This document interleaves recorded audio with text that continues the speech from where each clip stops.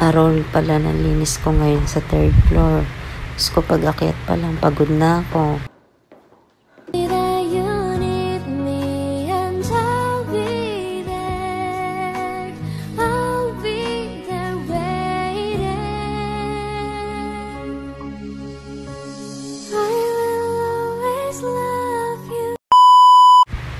Nag-emote muna bago maglinis. Ano ba yan?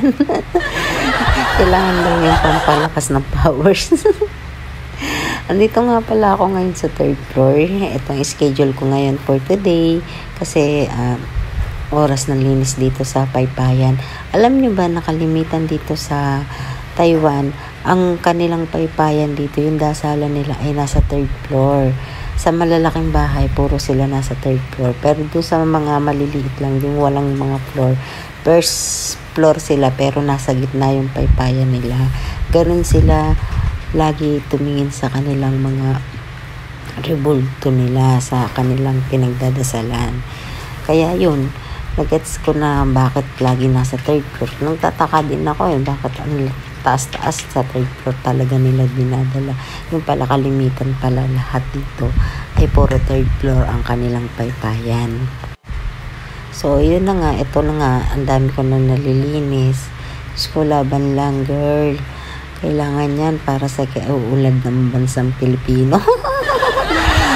Alam nyo ba, napakahirap din talaga pag ang linisin ko dito sa taas. Pero okay lang naman kasi ano lang naman siya, map lang at saka walis-walis lang, ganyan. Para lang tanggal alikabok. Hindi yan yung pinaka-general cleaning ko.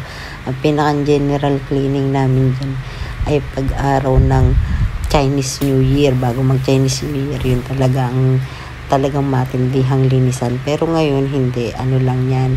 Yan lang. After 1 hour yan, 1 hour and a half, tapos na ako.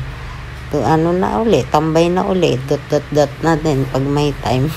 Ganyan lang naman ang buhay ko lagi 1 hour linis, tapos yan. Ganyan kasimple lang. Tapos sasahod na uli. Yahoo!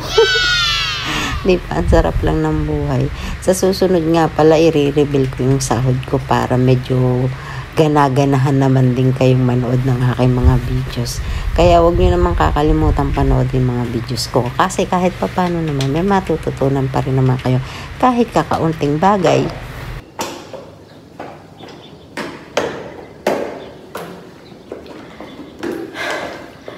Okay, bye. May good news ako mga kababy ko. Dahil mabait ako at mabait kayo.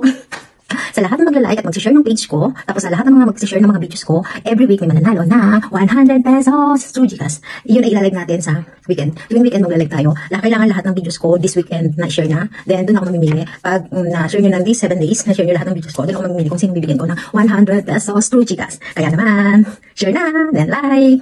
Thank you sa support. Okay, bye.